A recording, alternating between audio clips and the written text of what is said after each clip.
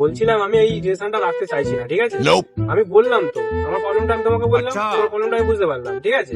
আমি এই রিলেশনটা রাখতে চাইছি না, আমার প্রচুর চাপ পড়ে যাচ্ছে, ঠিক আছে? আমি এখন নিতে পারছি না, ঠিক আছে? তুমি তোমার মতো থাকো, আমি আমার মতো থাকছি, ঠিক আছে? কি হলো রে ভাই? এইভাবে কেউ নর্মাল কি ব্রেকআপ করে নেয়? একটা রিলেশনে কত ঝড় আছে জানিস? তোর বৌদির সঙ্গে কি আমার কম ঝামেলা হয়েছে?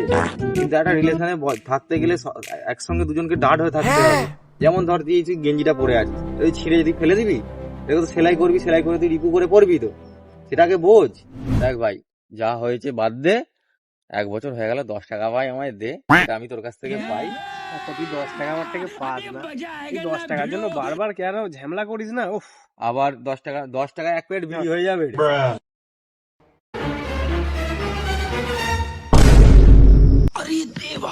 কি রে ভাই, এটা কি? কেন? ওই তো বললি সেলাই করে নে। ছলো ছলো নয়নে